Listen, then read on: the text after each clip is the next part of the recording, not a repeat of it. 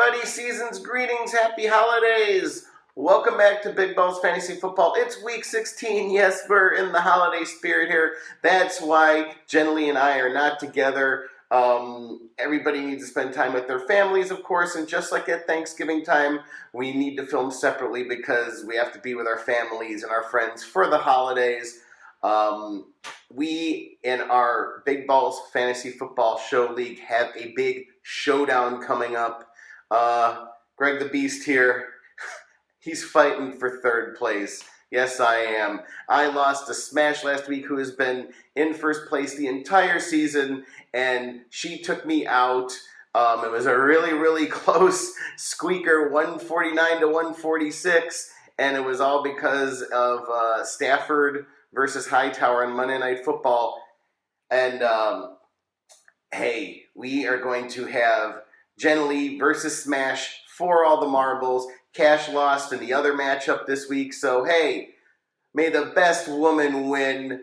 It'll be nice to have a woman on top in the BBFF League.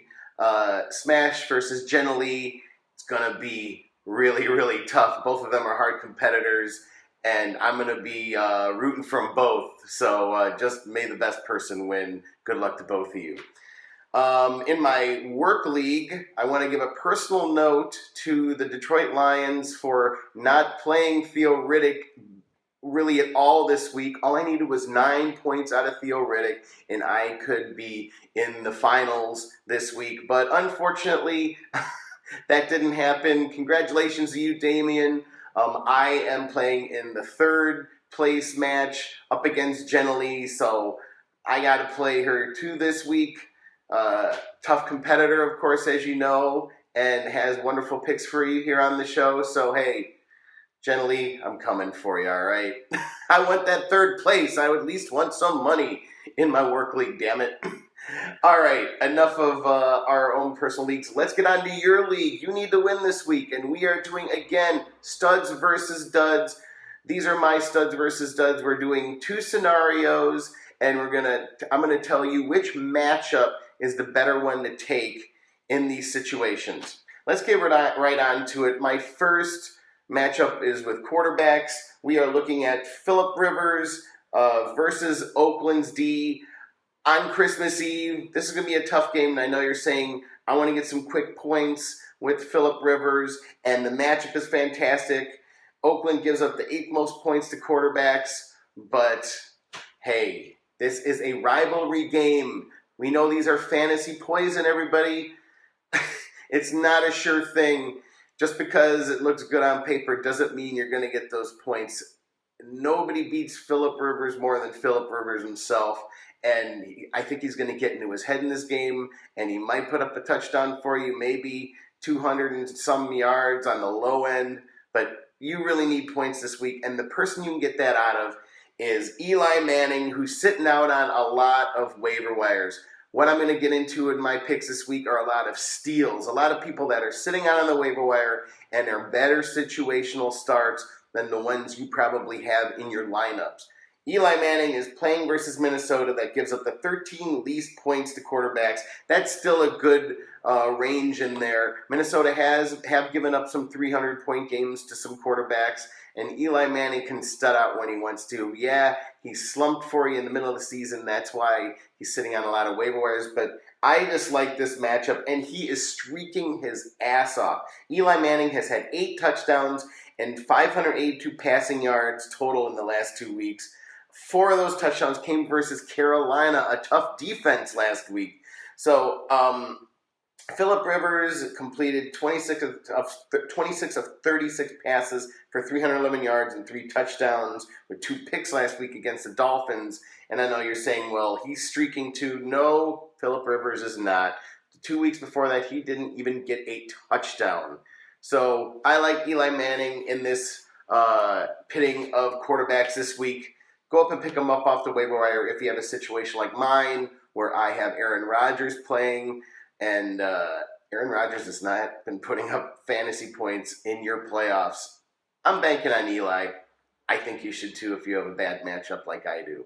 Let's move it on to running backs. I have Danny Woodhead of the Chargers versus Bilal Powell over there on the Jets.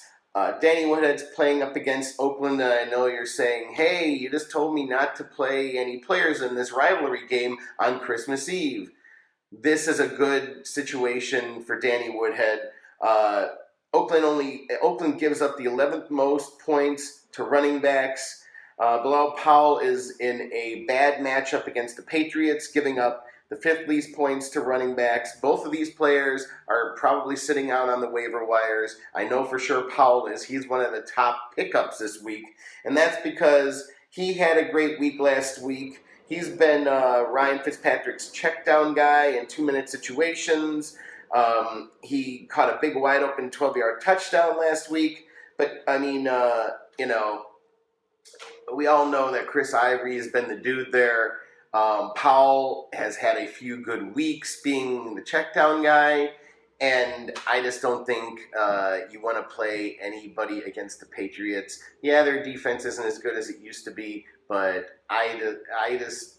it doesn't feel good in my gut. What I like is Danny Woodhead, who lost his mind last week. Melvin Gordon went down with an injury, and Danny Woodhead lost his mind, got 1 touchdown and only 10 yards in the running game. But then in the passing game, he went 6 for 6 targets for 50 yards and 3 touchdowns in the Chargers' ass-whooping of the Dolphins. It's just, it's a much better scenario. I think you should go with that one this week. So let's move it on to my wide receivers.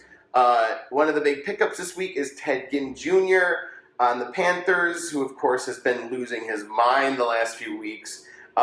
6 touchdowns and 285 yards over the last 3 weeks.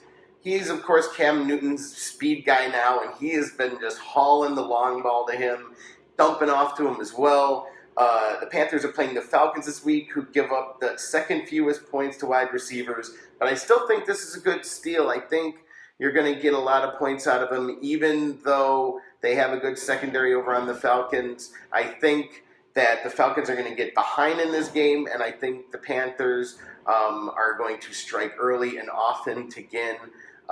So I like that one a lot better than Larry Fitzgerald over there on the Cardinals versus the Packers, who give up the 7th fewest points to wide receivers. I'm saying, Greg, that's a better matchup. Larry Fitzgerald, he's a big name. Unfortunately, Carson Palmer has been passing to his other 2 guys, John Brown and Michael Floyd, and losing his mind with the 2 of them. And old man Fitzgerald has not been getting a lot of points for you. Fitzgerald caught 3 of 5 targets last week for 43 yards. And he has just, and that was against a horrible secondary. He has just been not putting up the points in the latter part of the season. Carson Palmer has not given Larry Fitzgerald a touchdown in the last 6 weeks, nor has he given him a 100-yard game. I already gave you Ginn's wonderful, wonderful points. I think he is definitely the better person in these 2 scenarios.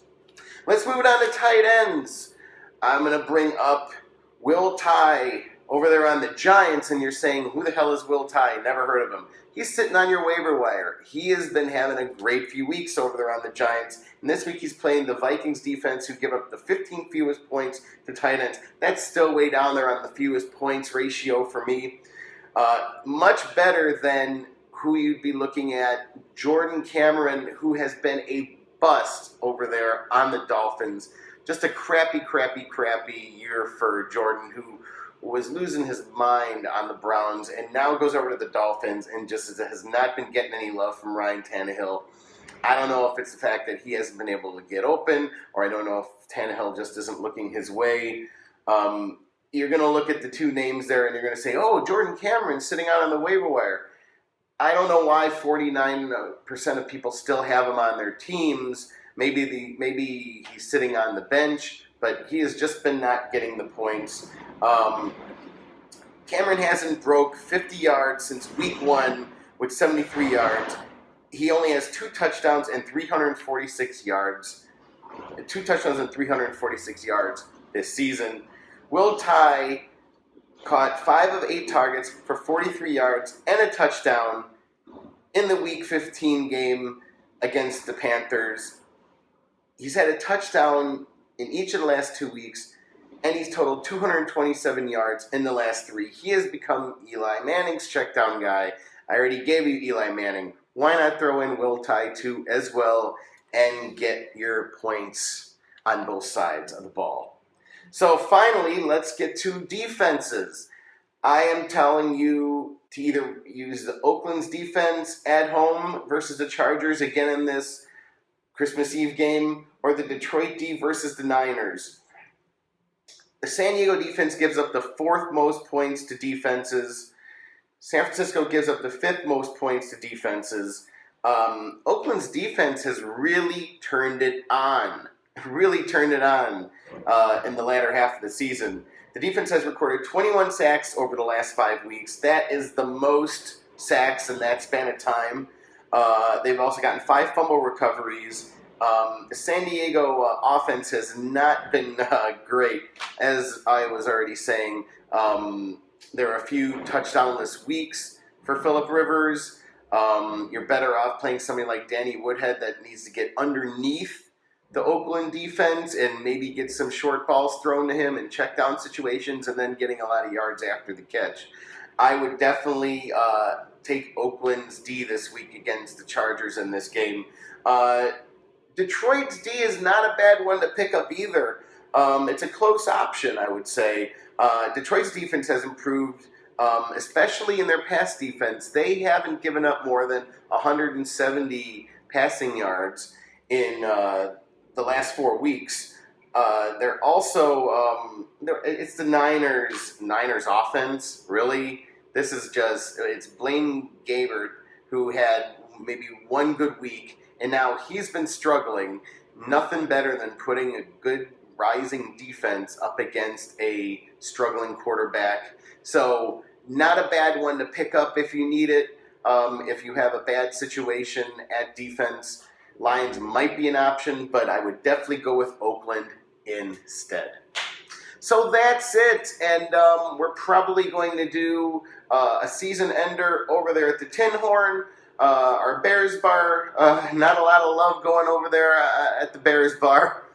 Our Bears have been on a slide, and they've just been sucking. So, hey, maybe we'll get a gift of a new kicker or something like that, but otherwise, we just can't win any games over there in Bears land. So, hey, I'm at least going to celebrate going for 3rd place in both of my leagues. Happy holidays.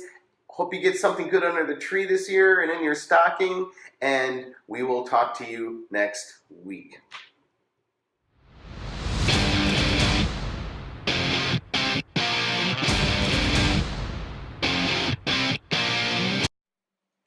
Hi, Merry Christmas, and welcome to week 16 of Big Balls Fantasy Football.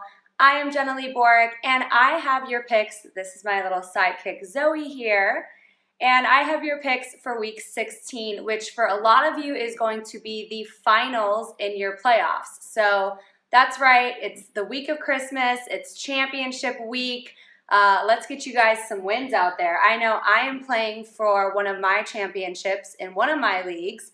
Greg already gave you his picks, and I am in the semifinals in another league and in a 3rd place game in my 3rd league. So here we go. Let's get right to it. I didn't have my Bears Santa hat, but I'm still going to bring you gifts for picks with my White Sox Santa hat. So here we go. We're doing things a little bit different. We're doing studs and duds in the playoffs instead of our regular picks. So we're comparing 2 different players and telling you who we would rather start out of those 2 players for the playoffs. So let's start it off with quarterback as the first position. And I have quarterback Matthew Stafford versus the 49ers, or quarterback Carson Palmer versus the Packers. Now in this one, I know that both quarterbacks have been passing a lot. I know Palmer has been on fire this season, but I'm going to go with Stafford. I really like his matchup a little bit better. Stafford has been on fire as of late. Since week 12, he's had 12 touchdowns and only 1 interception. Since week 12, Carson Palmer has had 5 touchdowns and 0 interceptions. So Stafford has been passing many, many more touchdowns than Palmer as of late. Now Palmer is going against the Packers, and the Packers have given up 18 passing touchdowns. and the 49ers have given up 19 passing touchdowns. So both defenses are playing a little bit similar in that arena. But Palmer also dislocated his finger in last week's matchup versus the Eagles. Now, it didn't seem to bother him, but, it's something that the longer it goes on, it, might be something that's lingering. It might bother him just a tad. And let's face it, the Packers and the Cardinals game just means much, much more. Right now, the Packers are in the wild card. Right now, the Cardinals have a bye, so they both want to keep their positions in the playoffs, which means that both teams need to do whatever they need to absolutely do to win the game. Whereas Stafford at this point, Detroit 49ers, both teams pretty much suck, but Stafford is playing to keep his job. He has to keep Detroit convinced that he should be the quarterback there. So with how he's been playing of late, I know I'm starting him in one league, and I think you definitely need to get him in that matchup. Let's move it on to running back. So this one, I have two running backs that have difficult matchups this week. I have running back Javarius Allen versus the Steelers, or running back James White versus the Jets. Now, neither of these players have been losing their mind all season. For most of you, you're probably like, who are these running backs? Because I didn't know when the season started who they were. But because of injuries, both these guys have been playing. Now, in this one, this might seem surprising, but I am going to go with Allen versus the Steelers. I know a lot of you out there are going to say, are you crazy? Because he's had a rough couple the last couple weeks have been rough for him. He's fumbled the last 2 weeks. But I just think this is a week that he's going to get back on track. I don't think he's going to fumble this week. Therefore, they're not going to pull him. And he's a guy that he's used in both the rushing attack for Baltimore and the passing attack. They actually passed him quite a bit. So in your PPR leagues, that's a good thing. Now, White, I know, has been balling out the last 3 weeks. Trust me, I'm in PPR leagues. I see his numbers, but he is used almost only in the passing game. They don't really use him a lot for rushing. And these are situations that are interesting. These are both division games. These are teams that absolutely hate each other. Now, I know the Ravens, they're not playing for much at this point, but they would love to just knock the Steelers off path for that wild card. And the Jets are absolutely trying to get back in the wild card race, which means the Jets defense needs to lock it down, and they need to play great against this Patriot offense. And then just a couple more things on the defenses these players are playing against. The Steelers give up the fewest points to running backs, and the Jets give up the third fewest points to running backs. So like I said, both of these matchups are very tough for these players. I don't truly like either matchup. If you have someone else to go with, I'd absolutely go a different route. But if you have these two guys and you're wondering who's going to get you more points, I'm going to go out there and go with Allen this week. Now let's move it on to wide receivers. I have wide receiver Stephon Diggs versus the Giants, or wide receiver Jeremy Maclin versus the Browns. I know Diggs has come on and been quite amazing this season, but I am going to go with Jeremy Maclin of the Kansas City Chiefs. He is helping out that offense for sure. Again, let me start talking about these defenses they're going against. The Giants give up the 5th most fantasy points to wide receivers, and the Browns give up the 7th most fantasy points to wide receivers. So both of these matchups are very, very good for either of these players. But Maclin, as of late, he has got the hot hand. He has 40 targets and 4 touchdowns in the last 4 weeks alone. So again, Kansas City, they're playing to get into that wild card spot, and they need Maclin to help them do that.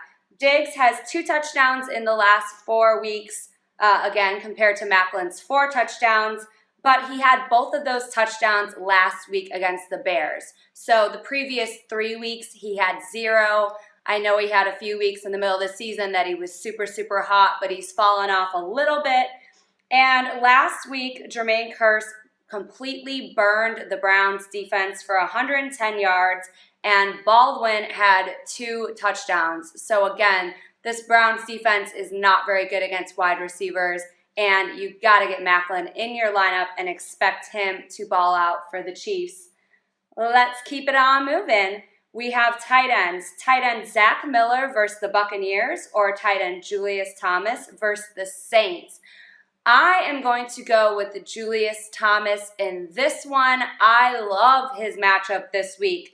In the last 5 weeks, Thomas has 292 yards receiving and 4 touchdowns. Meanwhile, yes, Zach Miller has come on for the Bears. He is the starter since Martellus Bennett's on IR.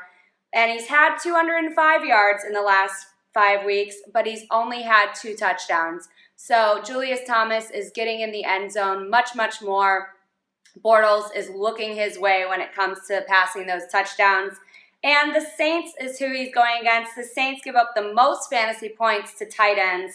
Let's look at what they've been doing as of late. What they've been actually not doing, because what they've been giving up as of late is in Week 15, Eric Ebron had 79 yards. In Week 13, Greg Olsen had 129 yards. And in Week 12, Griffin had 72 yards and a touchdown. So the Saints are struggling not only against elite tight ends, but they're struggling against pretty much any tight ends that they go up against. And Bortles and Thomas are really starting to build that chemistry. He was injured early on in the season. It took them a little bit of time to get going, but they are absolutely going. And Tampa Bay actually has not given up a touchdown to a tight end since Week 8. So even though they're giving up some yards and some receptions, they are keeping those tight ends out of the end zone. So I definitely like Julius Thomas a little bit better in his matchup. And last but not least, we have to talk about defense, because some of you are going out there on the waiver wire. I know I do it, and I'm looking for a defense that can get me points that week in that matchup. So this week I'm comparing the Bengals defense versus the Broncos offense, or the Texans defense versus the Titans offense. Both of these matchups are very, very good for these defenses, and if they're out there, go ahead and go pick them up. But I like the Texans matchup a lot better versus those Titans. Let's just see what they did earlier in the year, because they're division rivals. They played each other. In Week 8 versus the Titans, the Texans defense had 7 sacks, 1 interception, 2 fumble recoveries, and they held the Titans to only 6 points. If they can repeat that performance, that's about a 20-point week from your defense, and you need that in your championship. Also, we already know that Marcus Mariota is out for the rest of the season, these last 2 games, that is. So Zach Mettenberger is going to be starting in place of Mariota. He did not play phenomenal at all since he started for Mariota the weeks that Mariota was injured this season. And on the Broncos side, let's face it, we're not really sure if it's going to be Peyton Manning or Brock Osweiler this week. Manning has been practicing. They might want to throw him in there to give him a couple games before they're in the, they start playing for the playoffs. Or it could be Osweiler.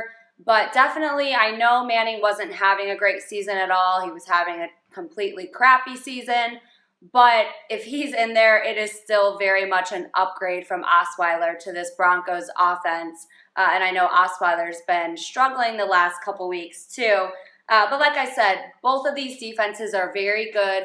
Both of these defenses have phenomenal matchups to get you defensive points. Let's just compare their season totals right now. In sacks, the Bengals have 38. The Texans have 36. In interceptions, the Bengals have 19. The Texans have 11. Fumble recoveries, they both have 6, and defensive touchdowns, they both have 1. So again, they're pretty evenly matched, both defenses, but the Titans offense, I believe, is going to struggle even more than the Broncos offense. So go ahead, start that Texan D and get those points from your defense. So there we go. Merry, Merry Christmas. Happy and safe holidays to all of you out there. I hope our picks help you out.